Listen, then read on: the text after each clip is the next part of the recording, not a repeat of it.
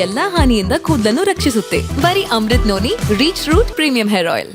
ಈಗ ಆದಾಗ ಎಲ್ಲರೂ ಸ್ಟಾರ್ಟ್ ಮಾಡ್ತಾರೆ ಓ ಅಂತ, ಆದ್ರೆ ಕಡೆವರೆಗೂ ಫಾಲೋ ಮಾಡೋದೇ ನಮ್ಮೆಲ್ಲರ ಕರ್ತವ್ಯ. ಕಡೆವರೆಗೂ ನ್ಯಾಯ ಸಿಗೋವರೆಗೂ ನಾವು ನಿಂತ್ಕೋಬೇಕು ಇವತ್ತು. ಆಮೇಲೆ ಇದನ್ನ ಯಾರು ಕೈ ಮುಗ್ದು ಕೇಳ್ಕೊಳ್ತೀನಿ, ಯಾರು ನೇಹಾಳ ಕೊಲೆಯನ್ನ, ನೇಹಾಳ ಸಾವನ್ನ ತಮ್ಮ ಸ್ವಾರ್ಥ ಲಾಭಕ್ಕೆ ಯಾರು ಉಪಯೋಗ ಮಾಡ್ಕೊಂಡು ಆ ಹೆಣ್ಣು ಮಗಳಿಗೆ ಅವಮಾನ ಮಾಡಬೇಡಿ. ಇದನ್ನ ನಾನು ತುಂಬಾ ಎಲ್ಲರಲ್ಲೂ ಕೇಳ್ಕೊಳ್ತೀನಿ. ಯಾಕಂದ್ರೆ ಎಲ್ಲ ಹೆಣ್ಣು ಮಕ್ಕಳು ಅವರ ತಂದೆ, ನಾನು ಒಂದು ತಾಯಿಯಾಗಿ ಐನೋ ಮಗಳು ಅಥವಾ ಮಕ್ಕಳು ಅನ್ನೋದು ಎಷ್ಟು ಇಂಪಾರ್ಟೆಂಟ್ ಅಂತ. ಇವತ್ತು ಈ ಪ್ರಕರಣನೇ ಅಲ್ಲ, ಈಗ ಹೆಣ್ಣು ಅಂದ್ರೆ ನೇಹಾನು ಒಂದು ಹೆಣ್ಣು ಮಗಳು ಆಯ್ತಾ.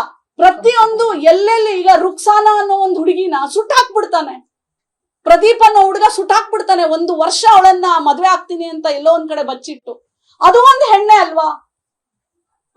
ಸೊ ಹಾಗಾಗಿ ಹೆಣ್ಣು ಅಂದ್ರೆ ಹೆಣ್ಣೆ.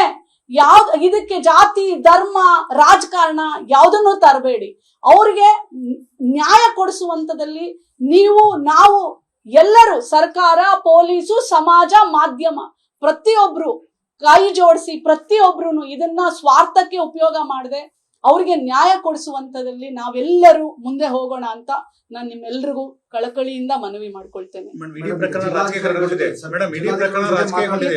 ಇದಕ್ ಮುಂಚೆ ಈಗ ಇಲ್ಲ, ಇಟ್ ಈಸ್ ನಾಟ್ ಹುಬ್ಳಿ. ಪ್ರತಿಯೊಂದು ಜಿಲ್ಲಾಧಿಕಾರಿಗಳಿಗೆ ನಾನು ಮಹಿಳಾ ಆಯೋಗದಿಂದ ನೋಟಿಸ್ ಹೋಗತ್ತೆ. ಅವರು ಪ್ರತಿಯೊಂದು ಶಾಲಾ, ಕಾಲೇಜು, ಇನ್ಸ್ಟಿಟ್ಯೂಷನ್ಸ್, ಯೂನಿವರ್ಸಿಟಿ ಪ್ರತಿಯೊಂದಕ್ಕೂ ಅವರು ನೋಟಿಸ್ ಕಳಿಸ್ತಾರೆ. ಅಲ್ಲಿ ಕಾಲೇಜು, ಶಾಲೆಗಳಲ್ಲಿ ಏನ್ ಭದ್ರತೆ ಇದೆ ಮಕ್ಕಳಿಗೆ, ಮುಂದಿನ ದಿನಗಳಲ್ಲಿ ಈ ತರ ಒಂದು ಇದು ಆಗ್ಬಾರ್ದು. ಸೊ ಅದಕ್ಕೆ ಕಟ್ಟೆಚ್ಚರಿಕೆ ವಹಿಸ್ಬೇಕು ಅಂತ ಹೇಳಿ ಅವ್ರಿಗೂ ಮಾತಾಡಿದೀನಿ. ಮತ್ತೆ ಪ್ರತಿಯೊಂದು ಜಿಲ್ಲಾ ಅಧಿಕಾರಿಗಳಿಗೂ ಸಂದೇಶನ ರವಾನೆ ಮಾಡ್ತಾ ಇದ್ದೀನಿ.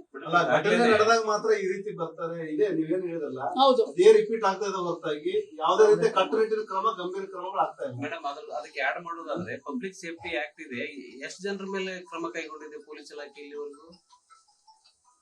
ಅಂದ್ರೆ ನಂಗೆ ಅರ್ಥ ಆಗ್ಲಿಲ್ಲ. ಪಬ್ಲಿಕ್ ಸೇಫ್ಟಿ ಆಕ್ಟ್ ಇದೆ ಮೇಡಮ್, ಈ ಸಾರ್ವಜನಿಕ ಸ್ಥಳಗಳಲ್ಲಿ CCTV ಇಷ್ಟು ದಿವಸದ್ದೇ ಫುಟೇಜ್ ಅನ್ನ ಕ್ಯಾರಿ ಮಾಡಬೇಕು, ಈ ತರದ್ವೆಲ್ಲ ಕಾನೂನುಗಳಿದಾವೆ. ಎಷ್ಟು ಜನರ ಮೇಲೆ ಇದುವರೆಗೂ ಯಾವೊಂದು ಕೈಗೊಂಡಿಲ್ಲ. ಅಲ್ಲ, ಅದ್ರ ಬಗ್ಗೆ ನಾನು ಹೇಳಕ್ಕೆ ಆಗೋದಿಲ್ಲ. ನಾನ್ ಬಂದಿರೋದು ಆ ಹೆಣ್ಣಿನ ಪರವಾಗಿ. ಪೊಲೀಸ್ ಇಲಾಖೆ ಏನಾಗತ್ತೆ ನೋಡಿ, ನಾವು ಬಂದಾಗ ಪಬ್ಲಿಕ್ ಸೇಫ್ಟಿ ರೂಲ್ಸ್ ಅಲ್ಲಿ ಎಷ್ಟು CCTV ಕ್ಯಾಮ್ರಾಗಳು ಯಾವ್ಯಾವ ರೋಡಲ್ಲಿ, ಸಾರ್ವಜನಿಕ ಸಭೆಗಳಲ್ಲಿ, ಆಮೇಲೆ ಮತ್ತೆ ಕ್ರೌಡೆಡ್ ಇರೋ ಅಂತ ಪ್ರದೇಶಗಳಲ್ಲಿ ಎಷ್ಟು ರೌಂಡ್ ಹೊಡಿತಾರೆ ಪೊಲೀಸ್ದು. ಒಂದ್ ಏನಂತಾರೆ ಹೊಯ್ಸಳ ರೌಂಡ್ಸ್ ಆಗತ್ತಲ್ಲ, ಮತ್ತೆ ಒಂದೊಂದು ಜಿಲ್ಲೆಗೆ ಒಂದೊಂದು ಪಡೆ ಇರುತ್ತೆ. ಆ ತರದನ್ನೆಲ್ಲ ನಾನು ಕೂತ್ಕೊಂಡು DC ಅವ್ರ ಜೊತೆ ಮತ್ತೆ ಕಮಿಷನರ್ ಜೊತೆ ರಿವ್ಯೂ ಮಾಡಿದಾಗ ಮಾತ್ರ ನನ್ಗೆ ನಿಮ್ಮ ಒಂದು ಪ್ರಶ್ನೆಗೆ ಉತ್ತರ ಕೊಡ್ಲಿಕ್ಕೆ ಸಾಧ್ಯ. ಮಹಿಳಾ ಆಯೋಗ ಇದೆ ರಾಜ್ಯದಲ್ಲಿ, ಇಂಥ ಘಟನೆ ನಡೆದಾಗ ನೀವು ಬರ್ತೀರಿ. ಅದಾದ್ಮೇಲೆ ಒಬ್ಬ ಸಾಮಾನ್ಯ ಮಹಿಳೆ ನಿಮ್ಮ ಆಯೋಗಕ್ಕೆ ಅಪ್ರೋಚ್ ಆಗಕ್ಕೆ ಯಾವ ರೀತಿ ಜಾಗೃತಿ ಮೂಡಿಸಿದ್ರಿ? EGBI ಏನಿದೆ, ಅಧ್ಯಕ್ಷರ ಎದುರನ್ನೋದೇ ಕೆಲವೊಬ್ರಿಗೆ ಗೊತ್ತಿಲ್ಲ. ಅಲ್ಲ, ನಾನು ಈಗ ಬಂದು 1.5 ತಿಂಗಳಾಯ್ತು. ಇದು ನಿಮ್ ಗಮನಕ್ಕೆ ಬಂದು, ನೀವು ಮಾಧ್ಯಮದಲ್ಲಿ ಬಹಳ ಸಕ್ರಿಯವಾಗಿದ್ರೆ ನನ್ನ ನೋಡಿರ್ತೀರಾ, ನೀವು ನೋಡಿರ್ತೀರಾ.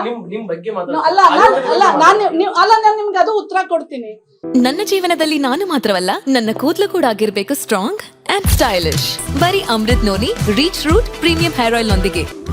Reach root premium hair oil ನೋಡಿ, ಮಹಿಳಾ ಆಯೋಗ ಇದೆ ಅನ್ನೋದು ಪ್ರತಿಯೊಂದು ಮನೆಗೂ, ಪ್ರತಿಯೊಂದು ಮಗಳಿಗೂ ಗೊತ್ತಾಗ್ಬೇಕು.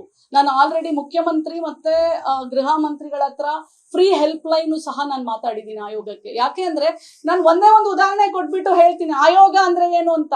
ಒಂದು ಹೆಣ್ಮಗಳು ನನ್ಗೆ ವಾಟ್ಸಪ್ ಕಾಲ್ ಮಾಡಿದ್ರೆ ಸಾಕು, ಒಂದು ಕಾಲ್ ಮಾಡಿದ್ರೆ ಸಾಕು, ವಿತಿನ್ ನೋ ಮಿನಿಟ್ಸ್ ಅವಳಿಗೆ ಏನಿದೆ ಸಮಸ್ಯೆಗೆ ನಾನು ಅಟೆಂಡ್ ಮಾಡಿಸ್ತೀನಿ.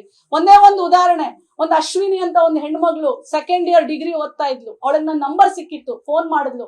ಪಕ್ಕದ ಮನೆ ಹುಡುಗರು ಬಂದು ರಾತ್ರಿ ಗಲಾಟೆ ಮಾಡಿ ಅವ್ರ ತಂದೆ ತಲೆ ಎಲ್ಲ ಹೊಡೆದು ಗಲಾಟೆ ಮಾಡಿದ್ರು. ಒಂದಿನಾನು ಹೆಣ್ಮಗಳು ಪೊಲೀಸ್ ಸ್ಟೇಷನ್ಗೆ ಹೋಗಿರ್ಲಿಲ್ಲ. 112ಗೆ ಫೋನ್ ಮಾಡಿದ್ರು, ಹೋದ್ರು, ಎಲ್ಲ ಪೊಲೀಸ್ ಆಯ್ತು, ಮೆಡಿಕಲ್ ಲೀಗಲ್ ಕೇಸ್ ಆಯ್ತು. ನನ್ಗೆ ಅವಳು ಫೋನ್ ಮಾಡಿ, ಮೇಡಮ್ ನಮ್ಗೆ ಭಯ ಆಗತ್ತೆ ಸ್ಟೇಷನ್ಗೆ ಹೋಗಕ್ಕೆ, ಪಕ್ಕದಲ್ಲೇ ಹುಡುಗರು. I called up DCP. ಅವಳಿಗೆ ವಾಯ್ಸ್ ಮೆಸೇಜ್ ಕಳಿಸಿ, ನನಗೆ ಏನು ಕಂಪ್ಲೇಂಟು ಬೇಕಾಗಿರ್ಲಿಲ್ಲ. ಅವಳು ಹೇಳಿದೆ ಕಂಪ್ಲೇಂಟು.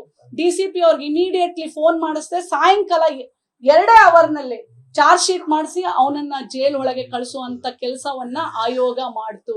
ಅಂದ್ರೆ ಆಯೋಗಕ್ಕೆ ಅಷ್ಟು ಶಕ್ತಿ ಇದೆ. ಆಯೋಗದ ಅರಿವು ಪ್ರತಿಯೊಬ್ಬರಿಗೂ ಆಗ್ಬೇಕು. ಇಡೀ ಪ್ರಕರಣ ರಾಜಕೀಕರಣಗೊಂಡಿದೆ, ಹೆಂಗ್ ನ್ಯಾಯ ಕೊಡ್ತೀವಿ? ನೋಡಿ, ನಾನು ಅದಕ್ಕೆ ಏನ್ ಕೊಡ್ತೀನಿ, ನ್ಯಾಯ ಕೊಡಿಸ್ಲಿಕ್ಕೆ ರಾಜಕಾರಣ ಆಗಿರೋದಕ್ಕೆ ನಾನದು ಹೊಣೆ ಅಲ್ಲ. ಬಟ್ ನಾನು ಎಲ್ಲರಿಗೂ ಕೇಳ್ಕೊಳ್ಳೋದಿಷ್ಟೇ, ಇದನ್ನ ರಾಜಕೀಯವಾಗಿ ಬಳಸ್ಕೊಳಕ್ಕೆ ಯಾರು ಮುಂದೆ ಬರಬೇಡಿ ಅಥವಾ ಇದಕ್ಕೆ ಆಸ್ಪದ ಕೊಡಬೇಡಿ. ರಾಜಕೀಯವಾಗಿ ನೇಹಳ ಸಾವನ್ನ ಯಾರು ದುರುಪಯೋಗ ಪಡಿಸ್ಕೋಬೇಡಿ. ಯಾಕಂದ್ರೆ ಇದು ನೇಹಳಿಗೆ ಅಲ್ಲ, ಆತರ ಸತ್ತಿರೋ ಪ್ರತಿಯೊಂದು ಹೆಣ್ಣಿಗೂ ಅವಮಾನ ಮಾಡದಂಗೆ. ಅನುಕ್ಷಣದ ಸುದ್ದಿಗಳಿಗಾಗಿ ವಿಸ್ತಾರ ನ್ಯೂಸ್ ಯೂಟ್ಯೂಬ್ ಚಾನೆಲ್ ಸಬ್ಸ್ಕ್ರೈಬ್ ಮಾಡಿ. ಹೊಸ ಸುದ್ದಿಗಳ ನೋಟಿಫಿಕೇಶನ್ಗಾಗಿ ಬೆಲ್ ಐಕಾನ್ ಕ್ಲಿಕ್ ಮಾಡಿ. ಲೇಟೆಸ್ಟ್ ಅಪ್ಡೇಟ್ಸ್ಗಾಗಿ www.vistaranews.com ವೆಬ್ಸೈಟ್ಗೆ ವಿಸಿಟ್ ಮಾಡಿ. ಅಂಗೈಯಲ್ಲೇ ಜಗತ್ತಿನ ಸುದ್ದಿ ತಿಳಿಯಲು ವಿಸ್ತಾರ ನ್ಯೂಸ್ ಕನ್ನಡ ಆಪ್ ಡೌನ್ಲೋಡ್ ಮಾಡಿ.